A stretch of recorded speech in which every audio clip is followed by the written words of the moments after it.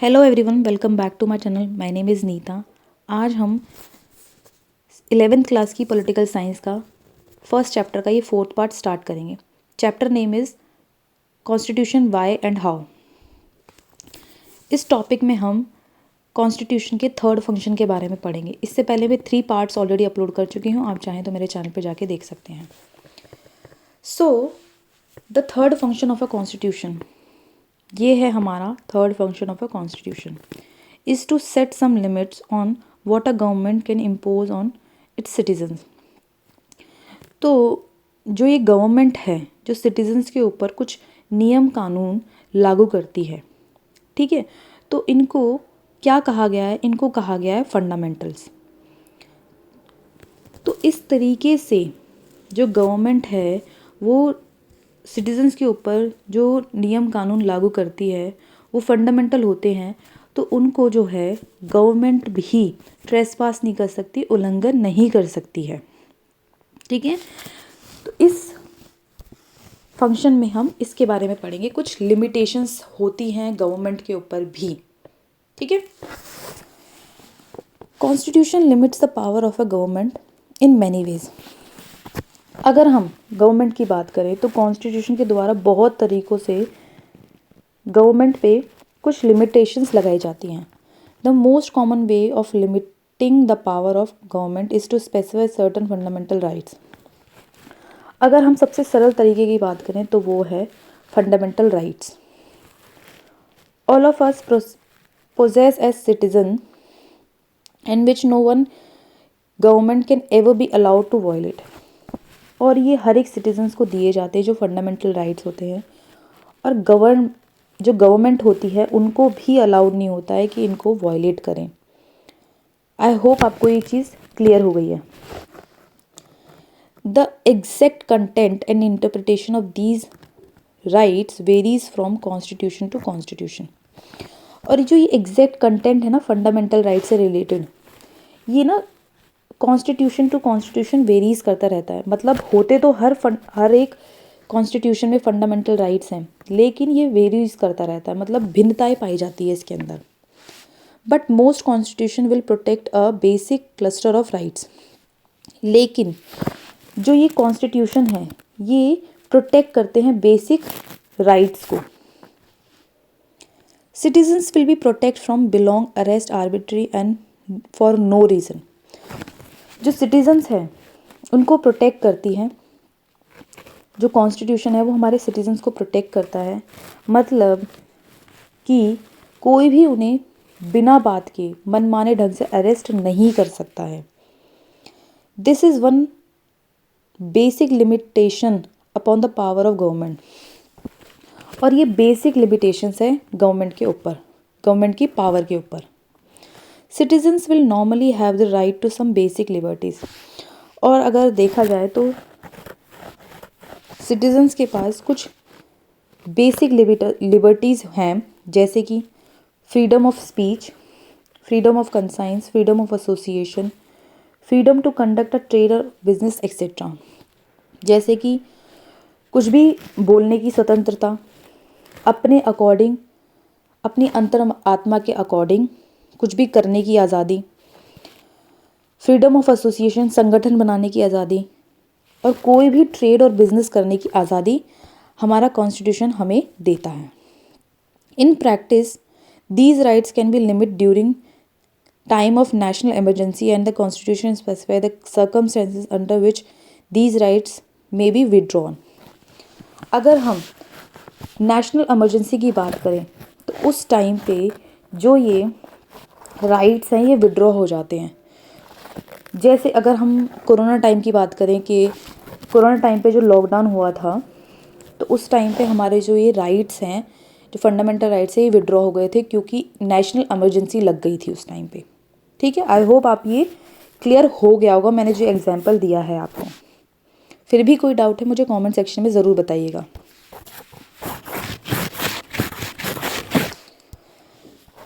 अब हम देखते हैं कि सोसाइटी के जो एस्पिरेशंस हैं और गोल्स हैं वो कैसे हैं, क्या हैं। Most of the older constitution limited themselves largely to allocating decision making power and setting some limits to government power. अगर हम ओल्डर कॉन्स्टिट्यूशन की बात करें तो वो ज़्यादातर क्या करते थे पहले, जो गवर्नमेंट की जो डिसीजन मेकिंग पावर थी और जो उनकी गवर्नमेंट की जो पावर थी उनको लिमिटेशंस लगाने पे उसमें लगे रहते थे, ठीक है। बट अगर हम 20th सेंचुरी के कॉन्स्टिट्यूशन की बात करें, अगर हम इंडियन कॉन्स्टिट्यूशन की बात करें तो ये फाइनेस्ट एग्जाम्पल है जहाँ पर also provide an enabling framework for the government to do certain positive things. तो ये फाइनेस्ट एग्जाम्पल है, जो इंडियन कॉन्स्टिट्यूशन है वो फाइनेस्ट एग्जाम्पल है टू डू पॉजिटिव थिंग्स, कि गवर्नमेंट को इतना सक्षम ढांचा दिया गया है कि वो सोसाइटी के बेटरमेंट के लिए कुछ पॉजिटिव थिंग्स कर सकें और express the aspiration and goals of society, और सोसाइटी के गोल्स और एस्पिरेशंस को अभिव्यक्त कर सके, एक्सप्रेस कर सकें। The Indian constitution was particularly innovative in this respect. अगर हम इंडियन कॉन्स्टिट्यूशन की बात करें तो इस चीज़ को लेके वो बहुत इनोवेटिव रहा है। Societies with deep entrenched inequalities of various kind will not only have to set limits on the power of government. अगर हम सोसाइटी में इनइक्वालिटीज़ की बात करें तो बहुत डीप है ये चीज़, ठीक है। तो अगर हमें इसको हटाना है तो गवर्नमेंट पे सिर्फ लिमिटेशंस ही नहीं बल्कि उनको एनेबल भी करना ज़रूरी है और एम्पावर करना भी बहुत ज़रूरी है। The government to take positive measure to overcome from inequalities और डेप्रीवेशन। तो अगर हम गवर्नमेंट को एनेबल और एम्पावर करते हैं, सशक्त बनाते हैं, तो क्या करेगी, जब वो जो गवर्नमेंट है वो पॉजिटिव मेजर्स लेगी इनइक्वालिटीज़ के ख़िलाफ़ और डेप्रीवेशन के ख़िलाफ़, ठीक है। तो हमें जिस हिसाब से हमने गवर्नमेंट की पावर्स पे कुछ लिमिटेशंस लगाई हैं तो उन्हें उतना ही सक्षम और उतना ही एम्पावर करने की ज़रूरत है ताकि वो ज़रूरत पड़ने पर उचित कदम उठा सकें, ठीक है।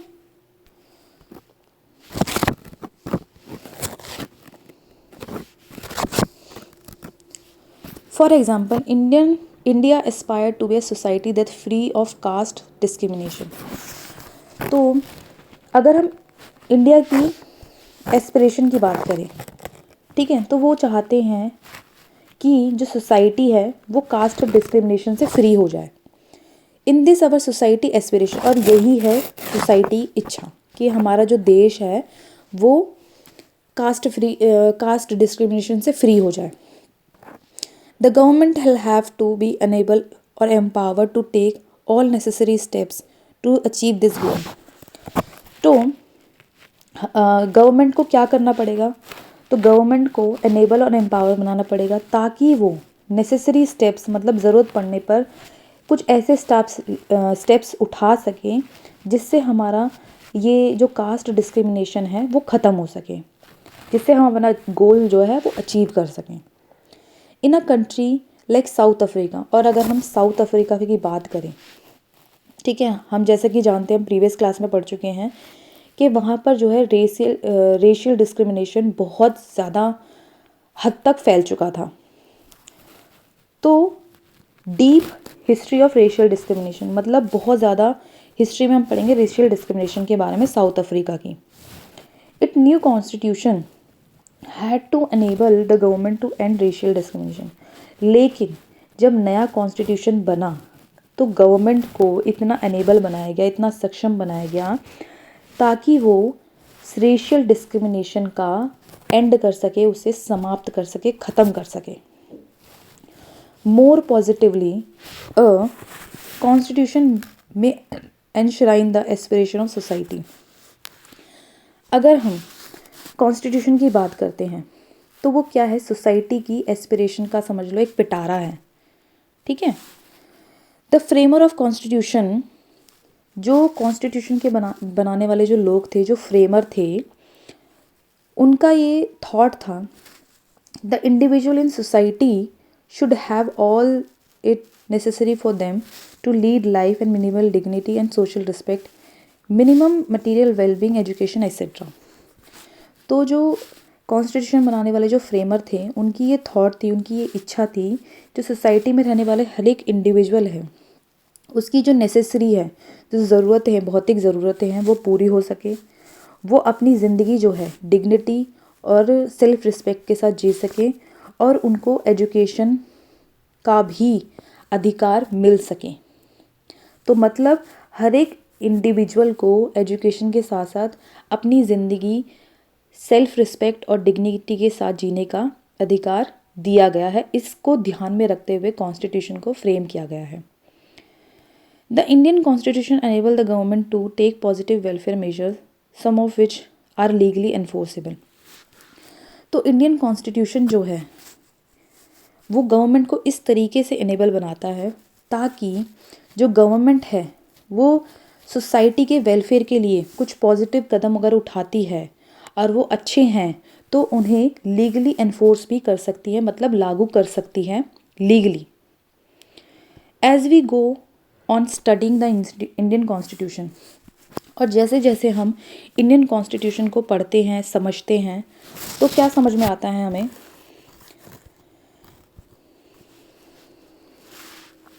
तो क्या समझ में आता है? जो we shall find that such enabling provision have the support of preamble of our constitution. और जो ये जितना भी प्रोविज़न है, जितने भी हमें प्रोविज़न दिए गए हैं हमारी कॉन्स्टिट्यूशन ने, जो गवर्नमेंट को, जो सिटीजन्स को दिए गए हैं, ये जो हमारा प्रीएम्बल है, प्रीएम्बल ऑफ कॉन्स्टिट्यूशन है, ये इस प्रोविज़न को सपोर्ट करता है।